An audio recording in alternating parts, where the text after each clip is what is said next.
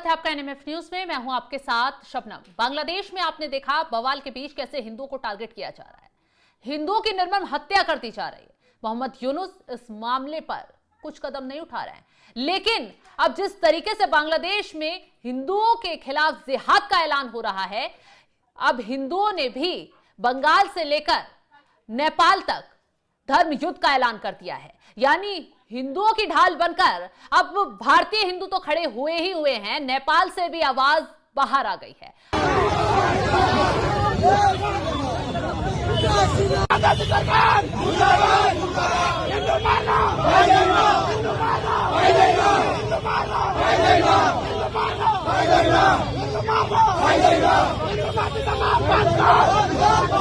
देखिए, जिस तरीके से बांग्लादेश में आए दिन हर रोज वहां पर जो संख्यालघु हिंदू सनातनी है उन लोगों पर आक्रमण किया जा रहा है, और विगत दिन में हम लोग जिस तरीके से एक छवि हम लोग के पास आया है, एक सनातनी हिंदू भाई को जिंदा पैर पे लटका के जला दिया गया है, निर्दोष एक सनातनी हिंदुओं को। ये चित्र हम सभी को दिल दहला देने वाला चित्र है। जो हैवानियत का चित्र बांग्लादेश हम लोग का सामने प्रस्तुत आए दिन कर रहा है, इसका विरोध में आज हम लोग सिलीगुड़ी उत्तर बंगाल में एक मशाल मिছিল किए। करने का बाद हम लोग बांग्लादेश का जो अंतर्वर्तीकालीन सरकार है मोहम्मद यूनुस द्वारा जो परिचालित हो रहा है, आज इसी पर चर्चा करेंगे। चर्चा के लिए हमारे साथ जुड़े हुए हैं पंकज प्रसून जी। पंकज जी, जिस तरीके से बांग्लादेश में हिंदुओं को निशाना बनाया जा रहा है, बंगाल से लेकर नेपाल तक आवाज उठनी शुरू हो गई है। अब क्या होगा इस कट्टरपंथी मोहम्मद यूनुस का, जो हिंदुओं को टारगेट होते देख रहा है लेकिन कोई कदम इनके खिलाफ, कट्टरपंथियों के खिलाफ नहीं उठा रहा है। आई डोंट नो व्हाई कि मोहम्मद यूनुस को इतना इंपॉर्टेंस क्यों देते हैं। कौन है वो? कौन है? बिल क्लिंटन का नौकर। मेरा टॉपिक वो नहीं है। मैं ये कहना चाह रहा हूं कि सबने देखा कि दीपू चंद्रदास की कितनी निर्मम तरीके से हत्या हुई, देखा सबने, भयंकर वाली तस्वीरें। क्या भारत के हिंदुओं ने सड़क पर उतरकर किसी का सर तन से जुदा के नारे लगाए? आज से पहले तक नहीं लगाए थे, नहीं। लेकिन भारत में नीतीश कुमार ने पिता की तरह उसी लड़की को नौकरी दिया। अगर मन में भेदभाव होता तो क्यों नौकरी देते? या फिर आप बताइए कि क्या नहीं किया नीतीश कुमार ने बिहार के मुसलमानों के लिए, मुसलमान बच्चियों के लिए साइकिल देने से लेके, सबसे ज्यादा छात्रवृत्ति देने से लेके, उनको स्कूल भेजवाने, सारा कुछ किया। जिंदगी भर ये आदमी मुसलमानों के लिए करता रहा। लेकिन आज उसी नीतीश कुमार के खिलाफ पूरा चेन्नई से लेकर कश्मीर तक और गुजरात से लेकर बंगाल तक के मुसलमान सड़कों पर उतरे कि नहीं? उसके खून के प्यासे हैं कि नहीं? उधर निर्मम हत्या, फिर भी हिंदू सड़कों पे नहीं, और इधर सिर्फ एक नकाब का बहाना बनाकर पूरा का पूरा मुस्लिम समाज सड़कों पे। उसमें इल्तिजाम मुफ्ती भी है, नेता भी है, मौलाना भी है, आम लोग भी हैं। और नारे कैसे लग रहे हैं? गुस्ताख नबी की एक सजा, सर तन से जुदा, सर तन से जुदा कर दो, तन से जुदा। नीतीश कुमार का दम है तो। और पाकिस्तान का डॉन धमकी दे रहा है, पाकिस्तान से आ रहे हैं फोन, अरब से आ रहे फोन। कौन है वो? पाकिस्तान को क्या मतलब इन सब चीजों से?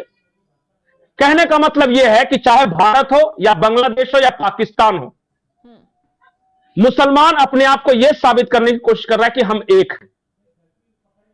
तो जब तुम एक होगे तो फिर सामने वाले की भी प्रतिक्रिया होगी। आज तक हम अपना देशवासी समझ रहे हैं, लेकिन तुमको लग रहा है कि तुम ढाका के साथ हो, तो हम भी, चाहे वो नेपाल काठमांडू के हिंदू हो या भारत के हिंदू हो या भूटान के बौद्ध हो या कहीं के, हम एक होंगे। तो इसमें तो सवाल ये भी उठ जाते हैं, फिर सरकार कदम क्यों नहीं उठाती है? अगर वहां के हिंदू सरकार क्या करेगी? जाता है तो सरकार भी तो कदम उठाए, बातचीत करे। क्या करेगी बातचीत? अब बातचीत किससे करेगी? वहां किससे करेगी बातचीत? सत्ता में उसका कंट्रोल है? कौन सत्ता में? मोहम्मद यूनुस। किसने कहा कि Mohammad Yunus is just adviser. Adviser मतलब सलाहकार होता है। आप अगर एनएमएफ को एडवाइस करने आ रहे हैं तो हम आपसे बात नहीं करेंगे। एनएमएफ में कुछ गड़बड़ हुआ तो मालिक कौन? कोई नहीं। आज की तारीख में कोई नहीं बांग्लादेश में, किसी के कंट्रोल में बांग्लादेश नहीं। और हम क्यों बात करें? वो है कौन? मेरा यह इशू है कि यहां के मुसलमान सड़कों पे क्यों? बहाना बना रहे नीतीश कुमार का, समझ में नहीं आ रहा है कि काहे उतरे हुए हैं। हर हफ्ते 2 हफ्ते में किसी न किसी बहाने सड़कों पर उतर रहे हैं। कुछ दिनों पहले आई लव मोहम्मद के नाम पे उतरे थे, फिर अभी उतरे हुए नीतीश कुमार के नाम पे। आप पूरा साल देख लीजिए, किसी न किसी बहाने ये लोग सड़कों पे उतर रहे हैं। और उतर क्यों रहे पता है? लेकिन इसके पीछे का भी तो कुछ कारण होगा ना पंकज जी, जैसे आपने एक कारण हो तो बताया, वो विवाद में ठीक नहीं था, हम उसका समर्थन नहीं करते, लेकिन नहीं, मैं एक बार बता रहा हूं कि बहाने नहीं, बहाना कोई भी हो सकता है। हर हफ्ते 2 हफ्ते पर ये सड़कों पर उतर रहे हैं, कभी म्यांमार के नाम पे, कभी फिलिस्तीन के नाम पे, कभी नीतीश के नाम पे, कभी आई लव मोहम्मद के नाम पे, कभी बुर्का के नाम पे, कभी सजदा के नाम पे। उतरना है सड़कों पे, टॉपिक बाद में मिल जाता है। क्या हुआ बिहार चुनाव के बाद आई लव मोहम्मद का क्या हो गया? मामला शांत। इस देश के हिंदू बेवकूफ नहीं है, वो सब समझ रहे हैं। और ये सारी की सारी स्ट्रीट पावर दिखाने की बात है। आपको क्या लगता है कि वो 5-7 लाख लोग, वो बाबरी का जो मस्जिद बनाने वाला वो कौन था, हुमायूं कबीर, 7 लाख लोग कैसे जमा हो गए? हुमायूं कबीर की औकात नहीं है 7 लाख लोगों को जमा करने की, तो उसकी इतनी कैपेसिटी नहीं है इकट्ठा। हाँ, अब आ रहे हैं असली टॉपिक पे। इकट्ठा करवाया जा रहा है पीछे की शक्ति के द्वारा। मैं बार बार बोल रहा हूं कि शक्तियां कौन है? हुमायूं कबीर से तो बड़ी शक्ति है। इस देश में मुसलमानों को लेकर एक एक्सपेरिमेंट किया जा रहा है, और एक्सपेरिमेंट यह है कि जब तुम 4 करोड़ थे, भारत में 4 करोड़ बचे थे उस वक्त, जब तुम 19 करोड़ थे तब तुमने पाकिस्तान बांग्लादेश ले लिया, आज फिर से 19 करोड़ है। तुम अपनी सड़क पे शक्ति दिखाओ कि देखते हैं चेक करके कि अभी तक वो आया है कि नहीं, तुम लेने लायक हुए हो कि नहीं। और ये स्ट्रीट पावर ही है। ये ना भारत के कानून को मानते हैं, ना संविधान को मानते हैं, ना कुछ नहीं। हाँ, ये कहते हैं कि हम शरीयत को सिर्फ मानते हैं, बाकी किसी को नहीं मानते। और यही लोग जब भारत सरकार कुछ करेगी तो कहेगा कि संविधान से चलेगा देश, देश संविधान से चलेगा, लेकिन सिर्फ हिंदुओं के लिए। हमारा मामला जब आएगा तब हम शरीयत की बात करेंगे। ऐसे कैसे? कानून तो सबके लिए बराबर है, शरीयत अपनी जगह, कानून अपनी जगह है, बराबर संविधान से चलेंगे ना। है बराबर, है बराबर, है बराबर। आप बताइए कि देश के सारे लोगों का जब एयरपोर्ट पे चेकिंग हो सकता है तो सिर्फ मुस्लिम महिलाओं क्यों नहीं हो सकता? जब एग्जाम एयरपोर्ट पे तो विदाउट चेकिंग होती है ना, अगर सबकी चेकिंग होती है तो वोट देने के समय भी चेकिंग होनी चाहिए सबको। क्यों?